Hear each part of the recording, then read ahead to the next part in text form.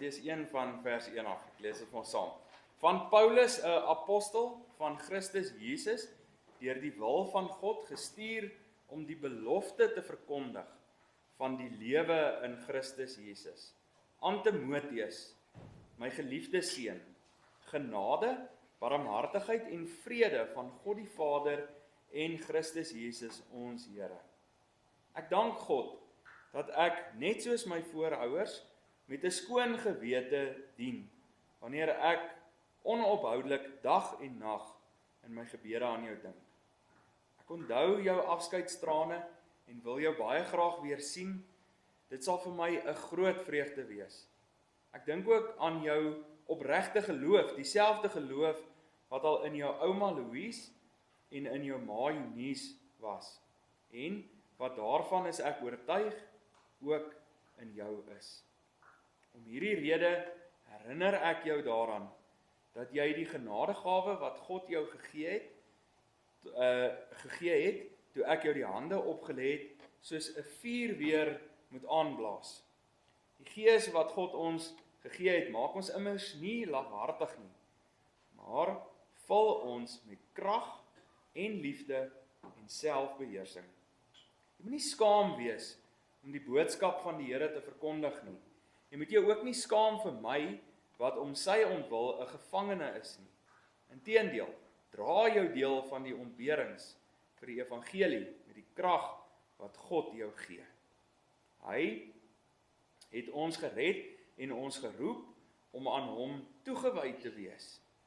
Dit het hy gedoen nie op grond van ons dade nie, maar op grond van sy eie besluit en die genade wat hy van ewigheid af in Christus Jesus aan ons geskenk het. Hierdie genade is nou aan ons geopenbaar deur die koms van ons verlosser, Christus Jesus. Hy het die mag van die dood gebreek en deur die evangelie die onverganklike lewe aan die lig gebring. Van hierdie evangelie het hy my aangestel as prediker en apostel en leraar. Om die rede ly ek ook hierdie dinge.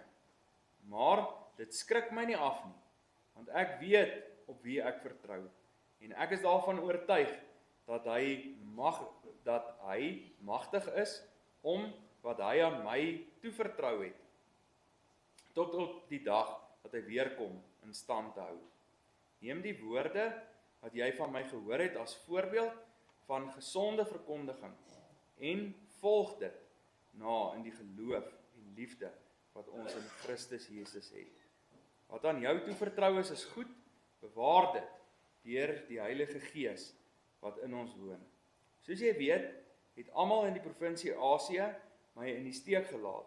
Onder hulle was daar ook Figelus en Hermogenes. Mag die Here barmhartigheid bewys aan die huisgesin van Onesiforus, want hy het my dikwels kom opbeer. Hy het hom nie daarvoor geskaam dat ek in boeye sit nie, maar toe ek in Rome kom, het hy ywerig na my gesoek, tot hy my gekry het. Mag die Here gee dat hy hom mag die Here gee dat hy by hom ontferming vind op die dag dat hy weer kom. En wat Onesiforus alles in Efese vir my gedoen het, weet jy self baie goed. Jy dan, my seun, wees sterk deur die genade wat ons in Christus Jesus het. Wat jy my voor baie getuies hoor verkondig het, moet jy toevertrou aan betroubare manne wat bekwaam sal wees om dit ook aan ander te leer. Ons lees tot sover.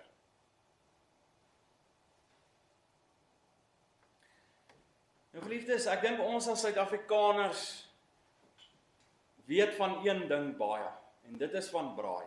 Ons almal hou van braai.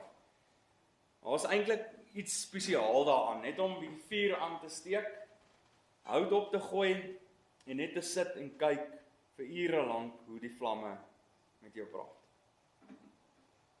Maar ongelukkig, soos ons weet, brand daai vuur ook nie vir altyd nie.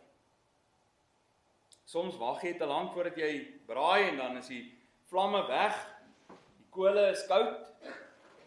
En hoe kry mense die vuur dan weer aan die gang? Jy gooi nog hout op en dan blaas jy vir hom. Jy stook hom sodat hy weer aan die gang kan kom. En in 'n neutedop is dit eintlik waaroor vanoggend se preek gaan. Dat ons deur die Heilige Gees die vlam van ons geloof en ons dienswerk aan die Here weer hoog moet laat brand. Ons moet ons geloofslewe weer stook sodat dit ordentlik kan brand. Want deur die geloof brand ons vir die Here. Ons het hierdie gedeelte gelees waar ons hoor dat Paulus skryf aan Timoteus. Nou Timoteus was eintlik iemand soos ek, was 'n jong dominee gewees in Efese. En hy wil Timoteus aanmoedig om hierdie vuur van sy geloofslewe, sy diens aan die Here, weer ordentlik aan te blaas, voortdurend aan te blaas, sodat dit hoog kan brand, voortdurend nuwe hout op te gooi.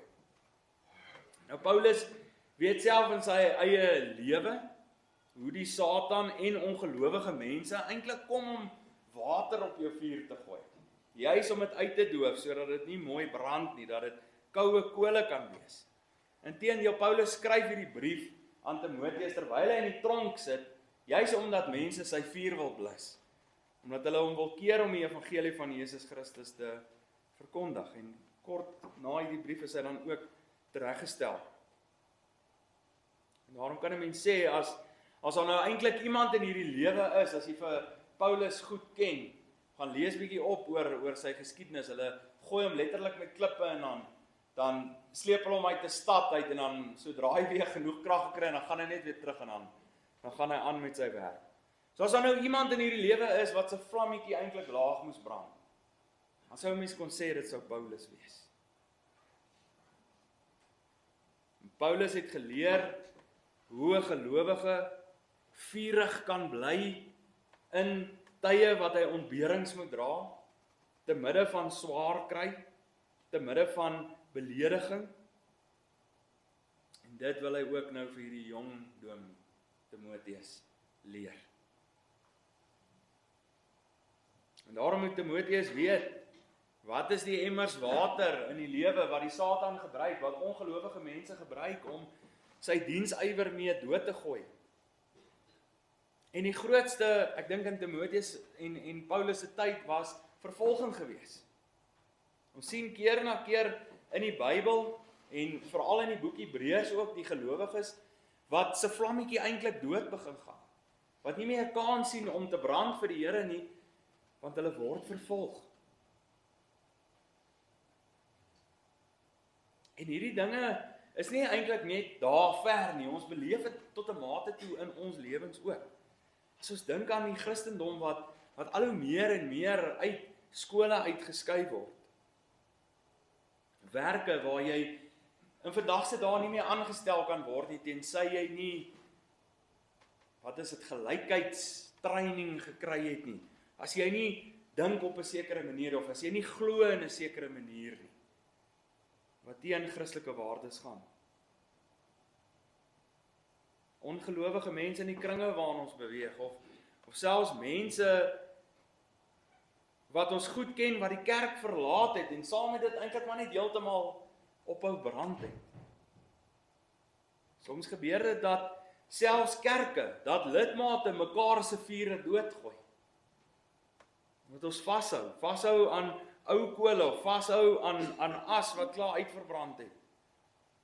Of omdat die een se vuur koud brand, dan regverdig dit my dat my vuur ook maar koud kan brand. Dit is seker normaal, dit is seker hoe dit moet wees. En hierdie is alles brandblussers vir ons geloof.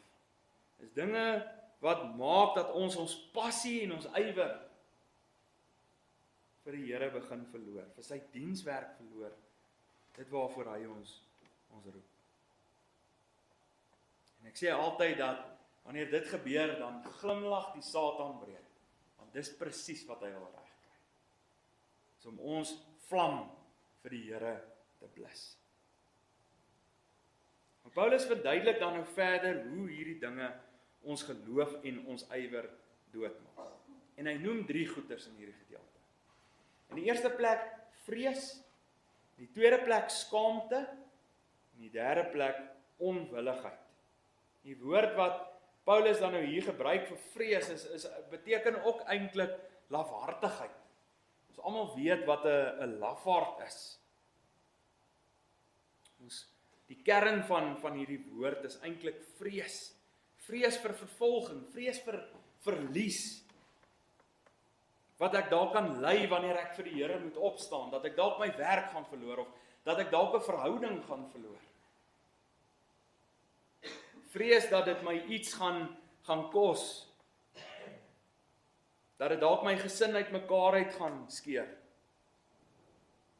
Of dinge nie meer lekker gaan maak vir 'n tyd nie.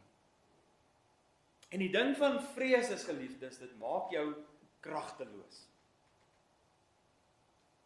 Dit neem jou so oor dat jy nie meer die gawes wat die Here vir jou gee met vrymoedigheid kan gebruik nie. Want jy's bang. Jy's bang, dit kos jou iets. Daarom wil ek so ver gaan as om te sê dat vrees is die Satan se grootste wapen. Hy wil maak dat ons bang moet wees om die evangelie van die Here te verkondig. Hoe banger ons word, hoe flouer begin ons vlammetjie vir die Here bou. Die tweede een wat ons dan genoem het is skaamte. Skaam vir die wêreld. Want ons weet nie of dit wat ek nou glo, is dit wat ek glo werklik waar. Miskien maak ek nou 'n ding is van myself as ek nou in hierdie situasie sê wat ek glo. Maak my geloof ooit nog 'n verskil? Dalk moet ek maar eerder net stil bly. Want hoekom val die wêreld ons dan so aan? Hoekom is die wêreld dan so teen Christendom as dit die waarheid is? Miskien moet ek dit eerder net vir myself hou. Paulus verduidelik dit in 1 Korintiërs so mooi. Hy sê, die Jode vra wondertekens en die Grieke soek wysheid. Maar ons verkondig Christus wat gekruisig is. Vir die Jode is dit 'n aanstoot en vir die ander is dit onsin. Maar vir die wat deur God geroep is, Jode sowel as Grieke, is Christus die krag van God en die wysheid van God. Wat vir die wêreld onsin, wat vir die wêreld die onsin van God is groter wysheid as die wysheid van mense. En wat vir die wêreld die swakheid van God is groter krag as die krag van mense.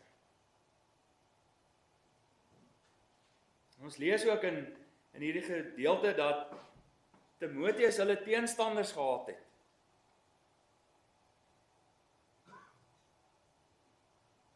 Ons lees baie van die swaar lewe wat Paulus gehad het. 'n Lewe wat hy eintlik gelei het. En wat hierdie mense gedoen het is, wat hulle sou na Paulus en Timoteus toe gegaan het, spesifiek aan nou na Timoteus toe, en vir hom sê, weet jy, as die Here Jesus Christus dan regtig die weg en die waarheid is, as hy dan regtig so goed is, soos wat jy sê hy is, hoekom sit Paulus dan in die tronk? As die Here dan goed is, hoekom gebeur hierdie slegte dinge in die lewe? Hoekom kry selfs die mense vir wie God lief is, soms baie swaar? En dit maak 'n mens skaam. Dit het vir Timoteus skaam gemaak. Waarom sê Paulus vir hom, moet jy skaam daaroor nie? Moenie skaam wees vir my nie. En ek dink as ons kyk na ons eie lewens, dan sien ons dit raak. Hoeveel keer het ons nie ook almal, omdat ons skaam was, stil gebly, wanneer iemand sonde goed praat? Of stil gebly, wanneer iemand die lelikste dinge van die kerk en van die Here kan sê? Skaam om te sê dat jy ook aan die kerk behoort. Of as iemand openlik sonde goed praat of die Here se naam misbruik, hulle aan te spreek daaroor. Geliefdes, het al die invloede van die wêreld, al ons vrese en al ons onsekerheid, nie dalk ook maar 'n bietjie ons vlam begin blus nie. Daarom kom Paulus, wat dit so goed verstaan, na Timoteus toe, en hy moedig hom aan deur die Heilige Gees, om sy geloof weer aan te blaas. Soos 'n vuur wat koud is, wat nie meer vleis kan gaar maak nie. Hy sê vir hom, gooi hout en blaas, dat hy weer kan brand. Timoteus se ouma, skryf Paulus, sy ma was gelowiges, en hulle tot aan die einde toe volhard. Paulus self is iemand wat tot die einde toe volhard het, en hoekom? Omdat hulle sulke wonderlike mense is? Nee. Omdat God die geloof wat hy aan hulle gegee het, in stand hou en dit hoog laat brand. Dit wat hy deur die Heilige Gees aan hulle gee, die gawes wat hy aan hulle gee. Want dit is wat ons as ware gelowiges anders maak. Dink bietjie daaraan. Iemand wat ongelowig is, het nie die Heilige Gees nie, het nie geloof nie. En dit is wat ons anders maak. Dit is wat die verskil in ons lewens bring. Dit is wat maak dat ons weer hout op ons geloofsvuur kan gooi. Dat dit weer hoog kan brand, dat dit ywerig kan brand vir die Here. En nou is die vraag eintlik, hoe doen die Heilige Gees dit? Die teksgedeelte het gesê deur die gawes wat gegee word, dit wat die Heilige Gees bewerk. En die eerste ding wat hy gee, sê die gedeelte, is krag. Die woord wat Paulus hier vir krag gebruik, dieselfde woord wat eintlik vir dynamiet gebruik word. Sterk, dit het plofkrag. Niks kan eintlik standhou teen dit nie. En nou is die groot vraag, wat is hierdie krag? Is dit my persoonlikheid, of is dit iets wat uit myself uitkom? Nee. Die krag waarvan Paulus praat, is die evangelie van Jesus Christus. Waarteen niks en niemand bestand is nie. Krag wat letterlik mense se lewens kan verander. Paulus sê van vers 9 af, ons kan die pad van geloof loop, nie uit ons eie krag uit nie, maar omdat God ons in Christus gered het. En wat is hierdie boodskap van Jesus? Vers 10, hierdie genade is nou aan ons geopenbaar deur die koms van ons verlosser Christus Jesus. Hy het die mag van die dood gebreek en deur die evangelie die onverganklike lewe aan die lig gebring. Dit is eintlik mooi om te sê dat Christus is dynamiet. Ek weet in die ou dae wat hulle gedoen het, ek weet nie of doen hulle dit nog steeds, dit is eintlik baie onveilig, as 'n walvis op die strand uitgespoel het, dan het hulle hom geblaas met dynamiet, laat hy in stukke is. En dit, as ek hieroor praat, dan dink ek eintlik aan dit. Dis wat die evangelie kom doen. Dit kan letterlik alle bose bande, die sonde, die Satan uitmekaar uit skiet, sodat daar 'n pad is vir Jesus Christus. Dis die krag van elke gelowige en die krag van 'n gemeente. Hoe meer ons die evangelie verkondig, hoe meer ons onsself daarin verdiep, hoe meer ons daaraan vashou, hoe sterker word ons en hoe hoër sal ons vlam vir die Here brand. Want dan lewe Christus in ons. Dan kan die wêreld vir Christus sien.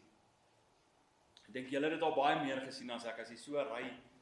Ek weet nie of dit Sasol nie, Maurits, is dit Sasol waar daai vlammetjie so brand, nê?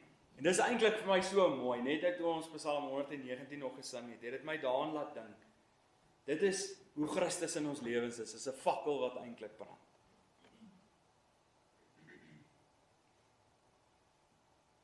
Wanneer ons vashou aan Christus, dan brand ons vlam hoog, dat jy dit van kilometers ver af weg kan sien.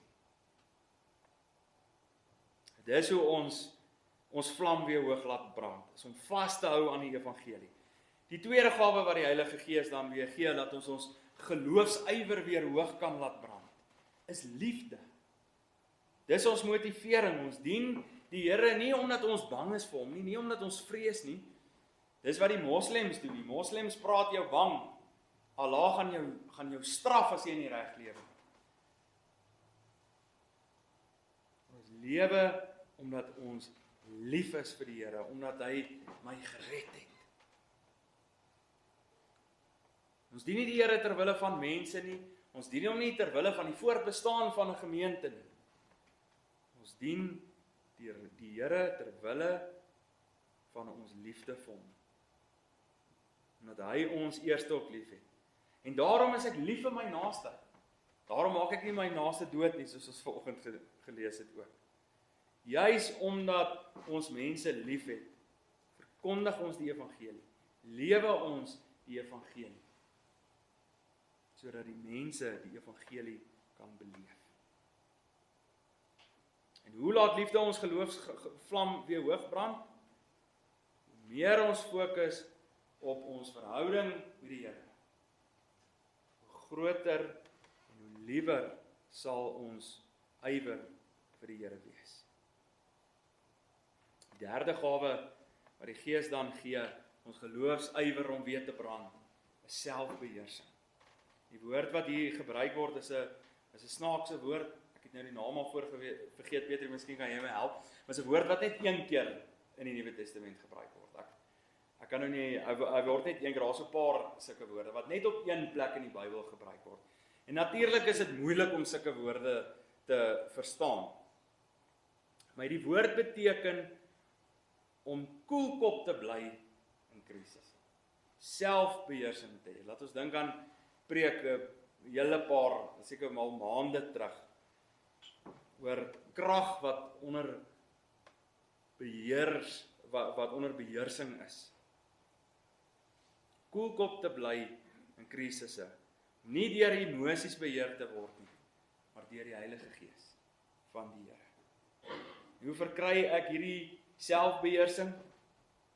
Deur te volhard in gebed, deur te vertrou op die Here, om my deel te dra van die ontberings, om geduldig op die Here te wag.